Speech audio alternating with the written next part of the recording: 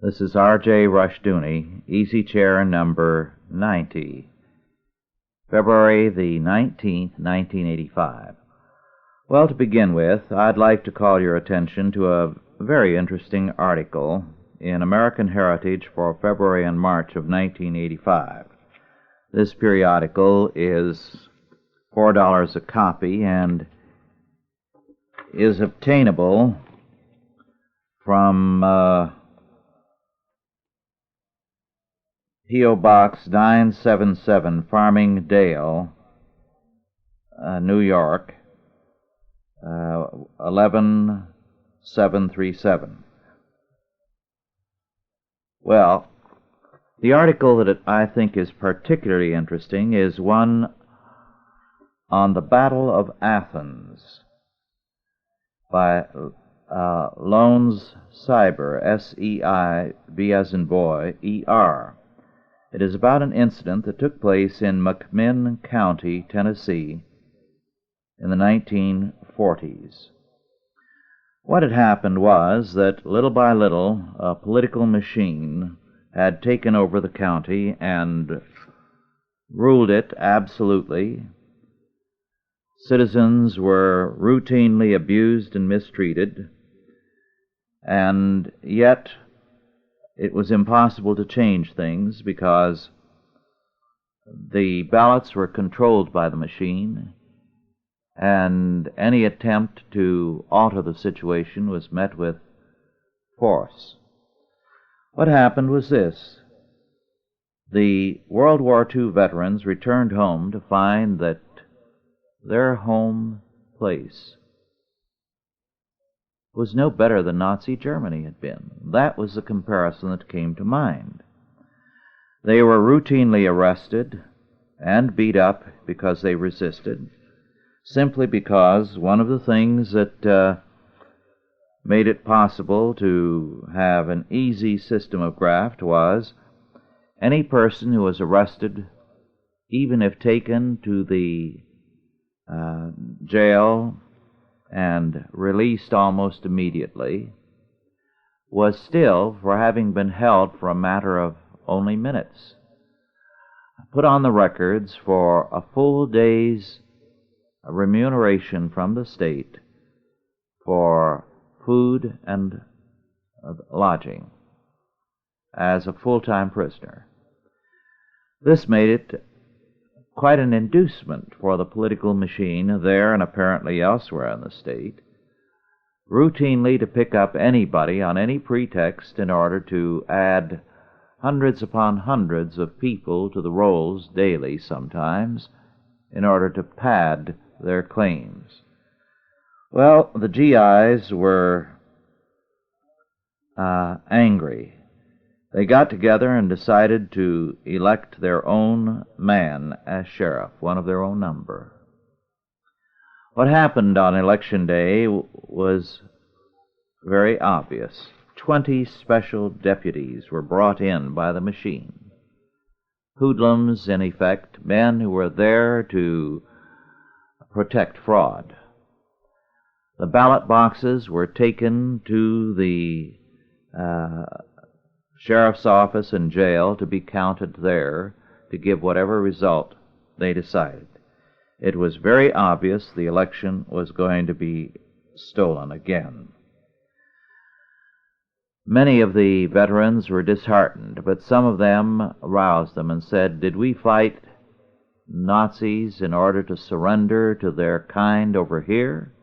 What was the point of the war if this kind of thing can continue?" So the men went for their guns. They went for dynamite. And in a battle that lasted a good deal of the night, they won. This was a night in August that they gained their victory and gave Athens, Tennessee, a clean government. Now, the point of interest to me is this. The press then was exactly what the press is now. Remember the incident in New York City recently, in the subway, where a man shot 4 hoodlums with a long criminal record. Now he's facing trial for illegal possession of a gun. The hoodlums are not facing trial for what they did there. Well, the press has been uniformly against the man who did the shooting. So too in 1946 and after, the press nationally was almost unanimous in condemning the action of the GIs. The New York Times called it corruption, that no matter how bad the situation was, they said there is no substitute in a democracy for orderly processes. This in spite of the fact that orderly processes had been shown to have been subverted again and again. Even religious periodicals condemned what happened in Athens. Syndicated columnists did the same. Moreover, for a year after, if there was the least bit of a problem in Athens, a small, insignificant piece of crime, the press hailed it as evidence of the veterans' lawless regime there. Now, these were little cases that normally would have created very little notice, even in the local press. But now they were national news. It seems that the press could not give up on the situation in condemning it until finally it became such old news it was useless to do so. So much for the integrity of the press. Then another item of interest. In the Newsweek for February the 4th, 1985, there is a very interesting article on sexually transmitted diseases. We're used to the term VD, venereal diseases. The new term is STD, sexually transmitted diseases, because VD tends to refer to two things, syphilis and gonorrhea. And as the article points out, that there are 25 or so diseases now classified as sexually transmitted diseases. Moreover, the number of cases of some of these, which a short time ago were so rare that very few people had ever heard of them, the cases are growing by leaps and bounds. Let me quote this bit of information. The statistics are awesome. 1 in 4 Americans between the ages of 15 and 55 will acquire STD at some point in his or her life. 27,000 cases are contracted every day, according to the American Social Health Association, and 10 million people visit doctors' offices and clinics every year for the problem, which now accounts for more than $2 billion annually in health care costs. Well, those are grim statistics. They tell us something of the seriousness of the problem. Moreover, the simple fact is that not all the publicity and education in the world is going to change the situation. It takes a theological and a moral perspective to make men good. Then this little item from the Education Update, and I quote, "The NEA condemns any legislation which requires teachers, regardless of experience, to be tested in reading, writing, and mathematics, as well as their major fields of certification," unquote. In other words, it's dirty pool to make your public school teachers prove that they can read and write. Then in All About Issues for December 1984, a pro-life publication, there is an ugly little notice calling attention to something, and this is a problem. The abortion culture is creating a highly immoral society. However, these very people who are creating a culture in which incest and child rape are increasing are calling those who oppose them fascists, and are at times threatening them with charges of child abuse in order to disgrace anyone who opposes them. Here again, an item by columnist Don Feder, and I quote, "We can either save the public schools or we can save education. To do both is an impossibility," unquote. Very well put. Now I want to turn to one book briefly, not a recent book, published in '77 by Roy W. Jastram, Jastram of the University of California at Berkeley.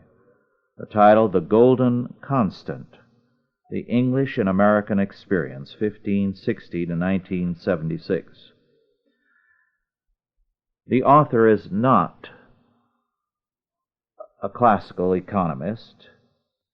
He is definitely not in favor of gold, but as a result of his research, he concludes, and I quote, "Gold is a poor hedge against major inflation. Gold appreciates in operational wealth in major deflations. Gold is an abysmal hedge against yearly commodity price increases. Nevertheless, gold maintains its purchasing power over long periods of time, for example, half-century intervals. The amazing aspect of this conclusion is that this is not because gold eventually moves towards commodity prices, but because commodity prices return to gold," unquote. Now, the normal opinion is that gold is a hedge against inflation rather than against deflation. Well, I would say it is both. The point he makes is valid, however, in that in a time of major inflation, gold, being conservative, may not reflect the inflationary rises as readily. Other commodities may do so much more spectacularly, and real estate may too. But all these other things are very volatile, so that you're likely to lose your shirt on them. Thus, gold does appreciate in inflation, but it is not as dramatic an increase as some of these other items. Now to something else. A very interesting book published some years ago, in which, at the time of its publication, I read hastily and returned to recently to read carefully, is James Laver, Laver, Manners and Morals in the Age of Optimism, 1848 to 1914. This was published in 1966. And while Laver is definitely anti-Christian, he is a good scholar, and he has written a lively and sometimes quite important book. The year he begins with is 1848, the year of revolutions, a year when in England the poor were far worse off, perhaps, than those in countries like France, where the peasants still had some freedom. Moreover, according to a contemporary,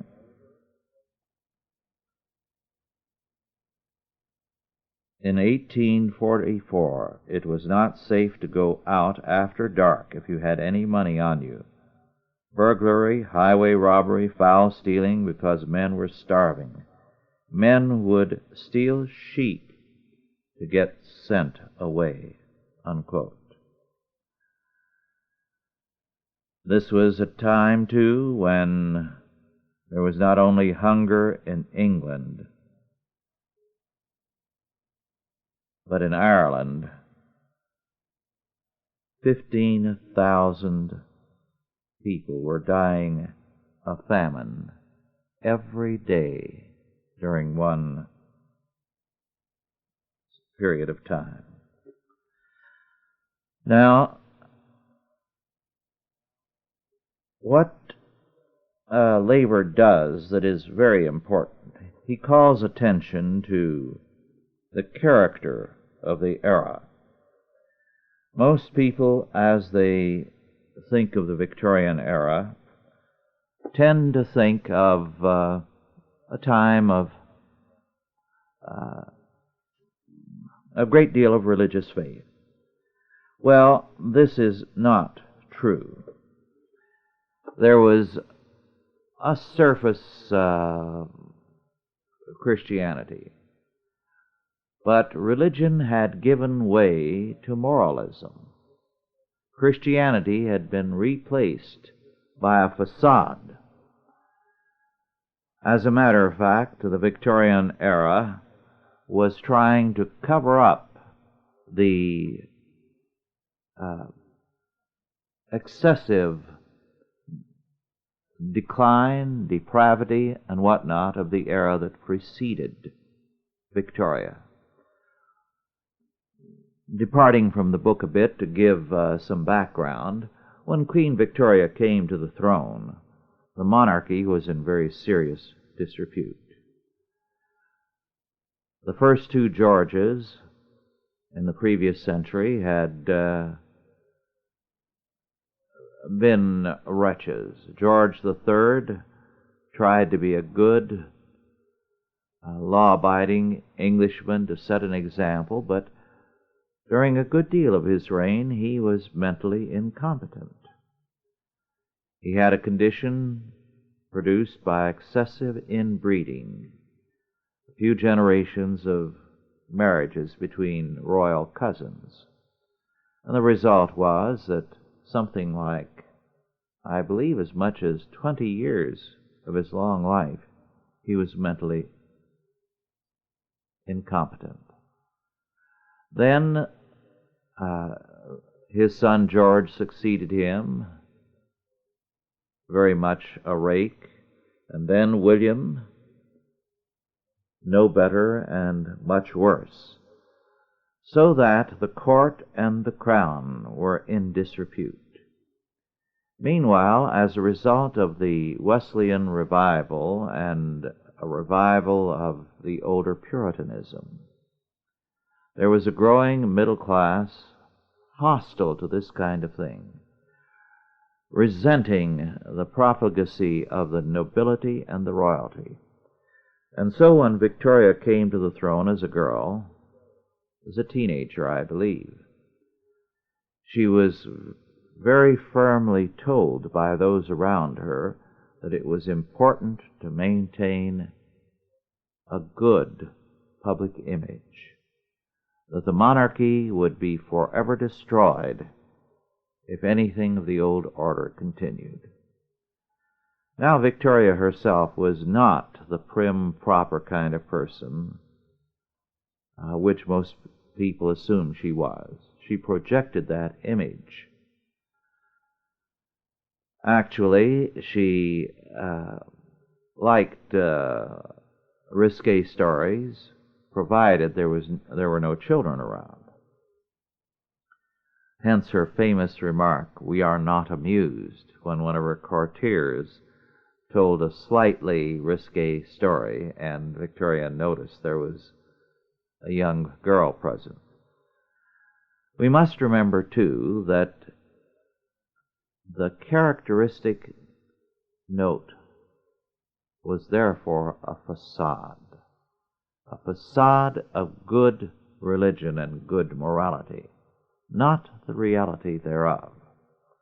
And hence the Victorian age, whatever it did with an eye to maintaining a good facade.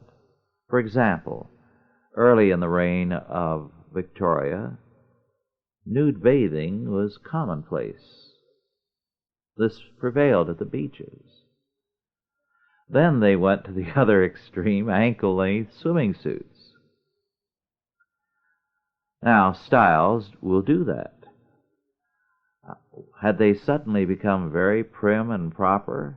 Well, no. The hoop skirts were so designed that when a woman bent over, she revealed a great deal. They went from nudity to teasing. And it was a time when pornography was exceedingly popular, and London was the world center of pornography, at least in the Western world. All this is important to understand in order to know what Victorianism was about. As Laver says, now returning to Laver, the problems of sanctification by grace, imputed righteousness, and predestination which had convulsed the 17th century were no longer debated with the same fervor. The emphasis now was on conduct, and even religion was tinctured with utilitarianism. Although the old formulae continued to be used, the real driving force was no longer that a good life on earth ensured admission to heaven, but that a good life on earth led inevitably to prosperity on earth. To some extent, of course, this was true. A man who eats sparingly, drinks moderately, works hard, and does not gamble is more likely to build up a successful business than a man of less sober habits. Honesty is the best policy might seem a somewhat cynical gloss on moral rectitude, but was this not also true? Well, as he goes on to show, this was the policy that now prevailed. And it meant that the whole perspective was warped. Men were not religious in terms of God, but religious in terms of how they would prosper in this world. So it was not Christianity, but moralism which prevailed. As a result, while the churches were attended because people believed that it was good for you and good for society, and you went because you maintained a good public image, the life of faith was a waning one. Moreover, a very interesting fact was that now, because facade was all important, in everyday life, facade began to take over. And as Laver points out, dining took on the appearance of theater. We still have traces of that in our society, but the emphasis was on putting on a good front, a good facade, so you dressed for dinner. The table was so spread that it would give an appearance of great wealth. Now consider this. This is from a contemporary publication, and it describes what was offered to guests at a fairly unpretentious dinner given by a middle-class host. Let me read to you the items that were served: carrots, thick round, crayfish, ham braised, casserole of rice with giblets, sea kale, fricandeau, jelly form, 1 turkey or 2 poults, mock turtle soup, Jerusalem artichokes fricasseed, Savoy cake, macaroni pudding, trifle, fresh pie, stewed celery, apple pie and custard, rich white soup, fish, blancmange, sweetbreads larded, stewed spinach, dried salmon in papers, chicken, pickled crab, young sprouts, ox rump and Spanish onions, cheese cakes, plural. Now, all you middle-class folks, why aren't you serving a table like that? It was like a theatrical pageant, Laver says, more than anything we should recognize as a dinner party. And the presentation of a dinner, he says, was still thought of in terms of decor. Now, this is important, because what happened now was that the drama of life was no longer theological. It was not creation by the triune God, the incarnation, our redemption, and all the drama of Passion Week, the resurrection, the last judgment. The great drama of life was no longer these theological facts. It was now your life. And therefore, everything you did had to convey the aura of theater. Your dinner was a pageant. You dressed to stress appearance. And of course, we've got to remember that this was the time of the popularity of the silk top hats. These accentuated the height of a man. They gave him a dramatically commanding and handsome appearance. And everything that men and women wore had this emphasis: theater, to convey an image. We still have this, because we have not returned to a theological perspective. Now, of course, the image that is projected, especially by the young, is sometimes rather far out.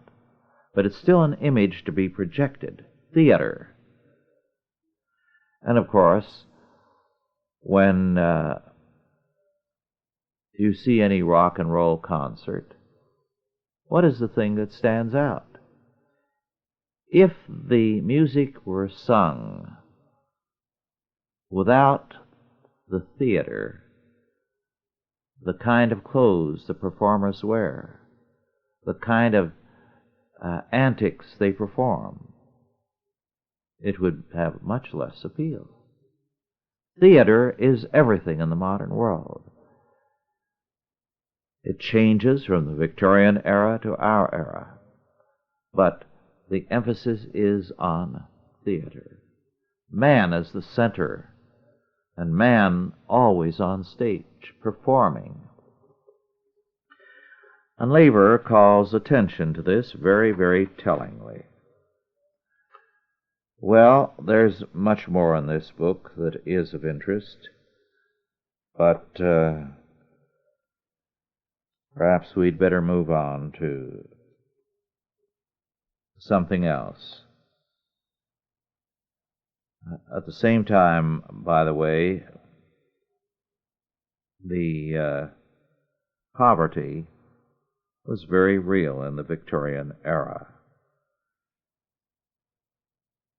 So that, on the one hand, you had the theatrical display. On the other hand, you had actual starvation at times. On the other hand, as freedom prevailed, the economic situation began to improve, and the whole culture began to be a little more prosperous.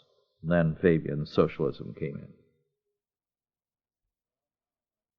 Well, now I'd like to go to another book by Anthony Bridge, Theodora, Portrait in a Byzantine Landscape. This was published in 78 in England and in 84 in this country by Academy Chicago Publishers. 425 North Michigan Avenue, Chicago, Illinois, 60611. Cost $13.95. This is as favorable a book to Theodora as I have seen. On the other hand, it is ironic that Anthony Bridge, a churchman in the Church of England, is not altogether good in the theological approach. In dealing with Theodora as a person, he does do an excellent job. But for one thing, what he calls her feminism was anything but feminism. He fails altogether to mention the remarkable work that Theodora did in assisting in the revision of the Roman legal code, the Code of Justinian as we know it, her husband. And what Theodora did was to write into that code biblical law with respect to the family, making the only legal form of sexuality marital sex, and making inheritance entirely in terms of the family, not illegitimate children or mistresses. What we are seeing in our generation is a revolt against the legal inheritance that we owe to Theodora. Well, I've talked about this more than once.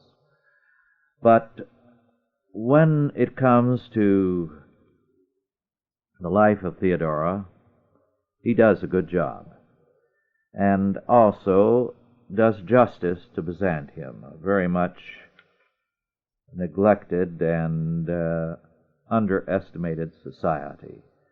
Because Gibbon's Decline and Fall of the Roman Empire was so anti-Byzantine, until recently the image he conveyed of a stagnant society has prevailed. But Byzantium had the greatest culture perhaps in all of history and the longest in life, with a life of 1,000 years, better than 1,000 years, and during most of it very successful and prosperous. It was also a melting pot where there was almost no racial prejudice. All kinds of races mingled there, and in fact the emperors over the centuries came from a variety of peoples. There was briefly from in the 4th, 5th, and to the beginning of the 6th century, although it had died out by that time, one example of racial prejudice against the Goths, the North Germanic peoples generally. They were regarded as dangerous and as dirty and as criminal, and their blonde hair and pink skin was generally regarded as repulsive.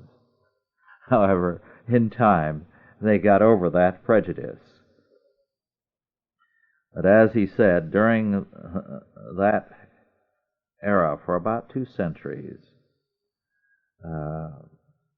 to many Byzantine citizens, the sight of these immigrants with their fair hair, blue eyes, and pink skins was both disturbing and disgusting.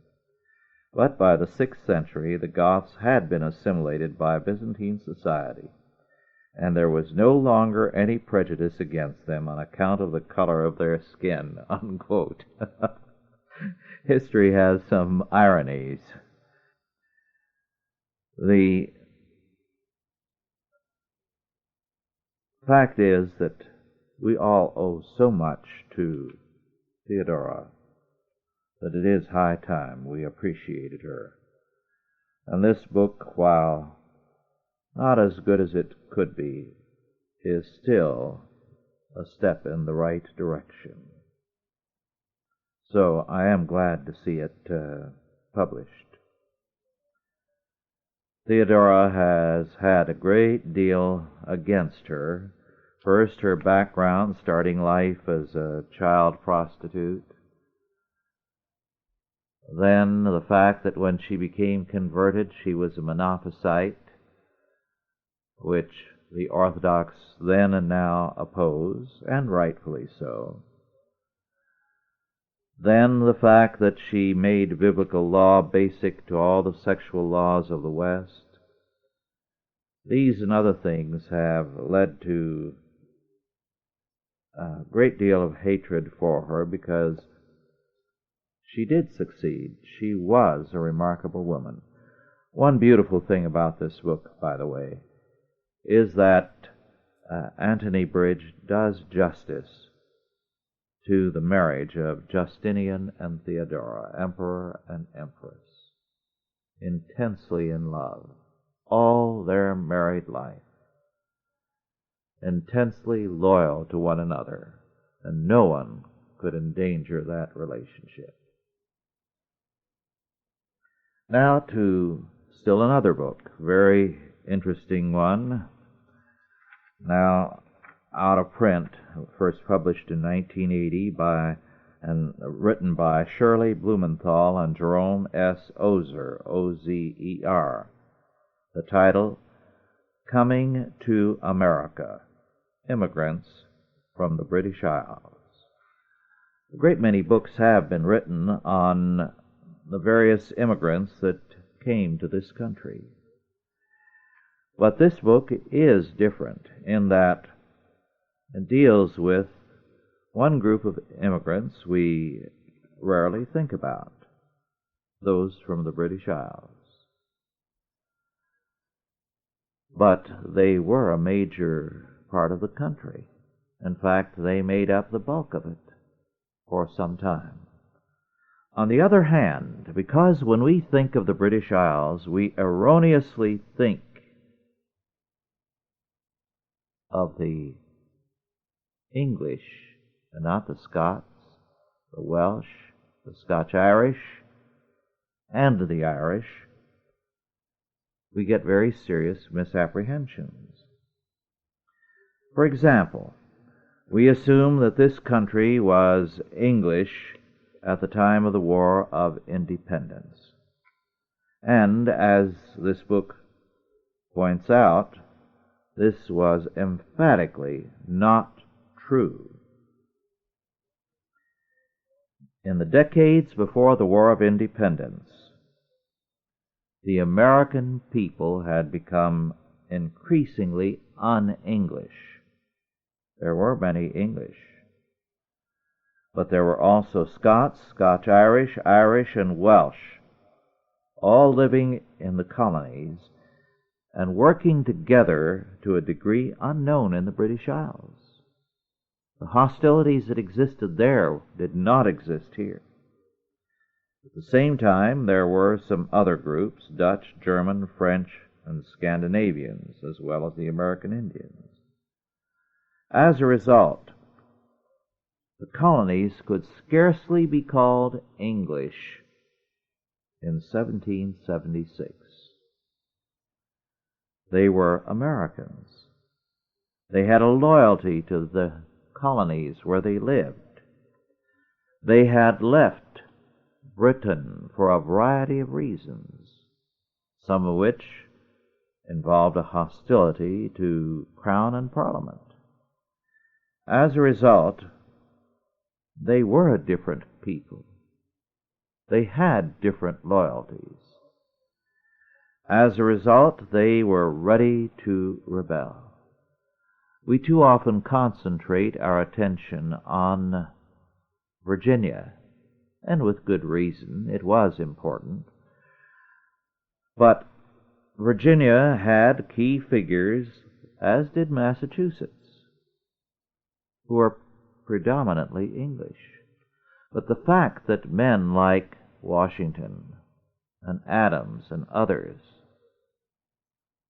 had an English background did not eliminate the fact that all the others around them, or to a large degree all of the others around them, were un-English. They had no desire to be absorbed into the English. On top of that, as the authors point out, and I quote, some colonists of English descent were as much as 3 or 4 generations removed from regarding England as home. And since most English immigrants had come to America to escape economic hardship or political and religious oppression in England, their love for England was not great. This was even more true of the colonists whose roots were in Scotland, Wales, and Ireland. Furthermore, by the middle of the 18th century, the Dutch who had settled New Amsterdam had been absorbed into the English colonies, and new arrivals from continental Europe were being integrated into the colonial population. These people had no ties to England. It is very true that these people had no ties to England. It is true, however, that there were some who had ties to England. These people were those who, while they did not turn Tory, still felt close to England and had, before the war, returned there periodically or sent their sons back there. What developed after the War of Independence was that there was an English minority who prided themselves on their Anglo-Saxon heritage. I'm going to say something that may startle you. Nobody has ever delved into this, but most of the important conspiracies in this country have been a product of these people who prided themselves on their specifically Anglo-Saxon inheritance and were hostile to other elements as they came in. And so they created one society after another designed to protect the character of the country as they saw it. If you want to see a recent example, read some of the material that Anthony Sutton is producing now on the order which exists today and the men who are in it. They all have this kind of Anglo-Saxon background. Well, that was a digression. To return to coming to America. These people had every hostility towards England when troops were quartered and they were subjected to the indignities that quartering troops means. Today we forget that quartering troops was a way of breaking a people. It was also a way of caring cheaply for your troops, so that when England sent over troops to be quartered in the colonies and the cities, it meant that the soldiers were parceled out to the various homes. In those homes, they were the law. They could take what they chose, including the women, and did. And you had better believe it, because the colonists were enraged over this and charged the crown with the ravishing of their women, the phrase they used. Well, after the war, the immigration from Britain began to reassert itself, and between 1820 and 1930, 4.25 million peoples immigrated from England, Scotland, and Wales. An even larger number, probably, from Ireland. This helped give a continuing British character to the United States. But it meant that British character was more British than English. The Irish alone were a tremendous number. Now, it is interesting that with the Irish came bitter, vicious bigotry and prejudice, and anti-Catholic sentiments. Prior to the coming of the Irish in great numbers at the time of the famine, the Irish were well accepted, and the Catholic churches were highly regarded. There was no problem between Protestants and Catholics. As a matter of fact, the Catholics tended to have a certain prestige in the colonies and their social status. But with the influx of masses of starving Irish, bigotry set in. The old line Catholics were not happy with the new Catholics. The Protestants were afraid the country was going to become Catholic in no time at all. And some of the most vicious bigotry in this country was launched against the Irish. In some respects, it can be said that it was perhaps worse than anything the blacks suffered in this country. There was another thing. At first, of course, politics was very anti-Irish, and parties were formed that had their open or hidden aim to deal with the influx of the Irish. After a while, of course, the Irish took over the politics and became some of the most expert politicians this country has seen. Now, both before the Irish and after the Irish, in order to build up power, a practice began which continued into this century, and for all I know it may still be practiced. Naturalization on arrival. This has been recorded not only by these authors, but by Gustavus Myers in his History of Tammany Hall, but I have known persons to whom this happened. When any immigrant landed, their addresses were given immediately to the political bosses of New York or Boston or whatever other city they landed in. The next day, the paddy wagons would go around and pick up all these newly arrived immigrants. And you had better believe they were frightened because they couldn't understand why the police had picked them up. They thought perhaps they might be deported for some reason or other. They were taken to the courthouse and were immediately sworn in as naturalized citizens and told how they were going to vote. I recall one man telling me that the day after he arrived in Boston, he was rounded up and taken to the courthouse, and he understood English.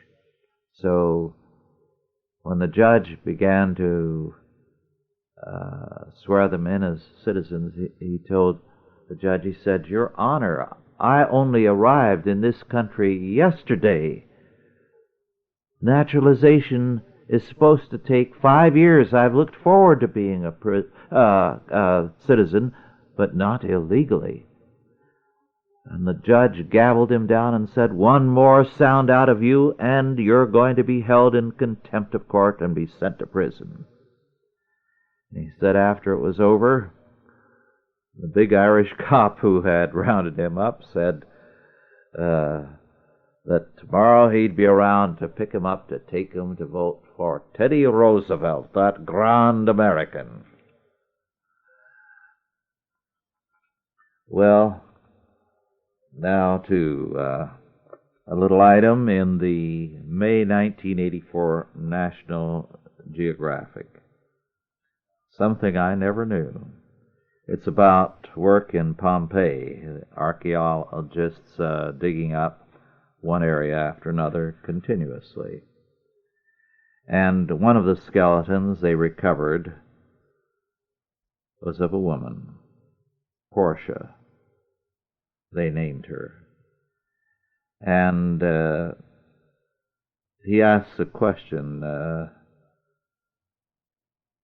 of Dr. Bissell, one of the archaeologists, and about Portia. And she replied, Portia was about 48, certainly not good-looking. She had extreme buck teeth. Also certain of her pelvic bones show rather unusual and unexpected changes. I do not like to make accusations across 2,000 years, but Portia's pelvic bones resemble those I once saw from a modern prostitute, unquote. Very interesting. I'd never known that prostitution has consequences of that sort, but that's the plain statement. Then I'd like to call your attention to the February 1985 Harper's with an exceptionally good article by Tom Bethell, The Taxonomic Case Against Darwin. Very important article. Well, one of the interesting books of late was by Peter Golenbach, entitled Bums, An Oral History of the Brooklyn Dodgers, published by G.P. Putnam in 1984. It has a number of hilarious stories about the Dodgers. Unfortunately, the best stories are lost. One of them is cited because the author is a younger man and he has no knowledge of the Dodgers of the 20s and 30s. At one time, of course, the Dodgers, when they were really known as the Bums and erratic in their performance, had 3 men on third base as a result of a confusion in base running. Babe Herman was the man who was most remarkable in those days. A man of intelligence, but given to eccentricities. And Babe Herman, at one point, was being interviewed by a newsman, and Babe Herman protested the fact that he was always being portrayed as some kind of nut. And he said, "You make me look like a clown all the time." Replied Gordon, "I don't make you look like a clown. I only write about you looking like a clown." Herman was genuinely upset. "I'm serious," he said. "I know you write real funny stuff about me. I even have to laugh at it myself, but give me a break, will you? Look, I'm a ball player. I make a living playing ball, like you make yours writing. I got a wife and kid to support. If you keep on making fun of me, it's going to hurt me. People will think of me as a joke ball player, and it will hurt my reputation with the ball club. Do you see what I mean?" Gordon said he understood. "I never thought of it that way, Babe. From now on, I promise you, I will stop poking fun at you." Herman thanked him. He fumbled in his pockets and pulled out the butt of a cigar and stuck it into his mouth. Gordon reached for matches. Herman puffed a couple of times, and smoke began to rise from the end of the cigar. "Never mind," said Herman, "it's lit." Gordon couldn't believe Herman had been carrying around a lighted cigar in his pocket. "It's all off," Gordon screamed. "Nobody who carries around lighted cigars in his pocket can tell me he isn't a clown." Well, one more story from this book, told reasonably well, has to do with a famous pitcher, one of the all-time greats among the Dodgers, a man who came from the Deep South, looked like Jack Armstrong, the All-American boy, and was a picture of innocence, but very, very foul-mouthed character, and very much given to skirt chasing. He played a year and was a sensation, and then was drafted, went to the South Pacific, got married before he left. A very fine girl, a very devout and godly girl. And, of course, like all Southerners, Kirk Higbee went to church. That didn't mean he was a Christian. Well, when he arrived home after the war, a letter had preceded him, a letter from a nurse describing their passionate lovemaking, and her obvious assumption that he was unmarried. And, of course, his wife read the letter. So when he arrived, he had an angry wife. But he told her, "Honey, it wasn't me, it was some other guy." You know how it is. If you're a famous ball player, everybody pretends that they are you so they can make it with the girls. And this is a problem all of us ball players have. Well, she bought that. So after that, whenever he was on the trip and he got involved and there was some kickback or knowledge of it, he always said, "Honey, you know it's an old story with us ball players. Fellas go into a bar and they say, 'I'm so-and-so,' and everybody is excited to have a famous athlete in their presence, and he makes it with the girls, and then we get the blame." Well, that excuse worked beautifully with him, so it became routine with him. It wasn't me, it was some other guy. Once when his wife was away during the off-season, he brought a woman into the house and took her upstairs into the bedroom. And he did not hear his wife returning home unexpectedly a day in advance. She came, walked into the bedroom, and was horrified. This gave him, her shock gave him enough time to pull on his pants, grab his shirt, and head down the stairs. But the force of habit was so strong, when he got to the bottom of the stairs, he turned around, his wife came charging after him and was at the head of the stairs, and he shouted back up, "Honey, you've got to believe me, it wasn't me, it was some other guy." A man like that, he's still living, should go into politics. With a line like that, he would go a long ways. Well, enough of that. I have a number of other things, but our time is running out. I'll save them for next time. It has been good to be with you. We do enjoy hearing from you about subjects that interest you. In a couple of months, we're going to have a special treat for you. And, well, I won't say any more about it. Thank you for listening. God bless you all.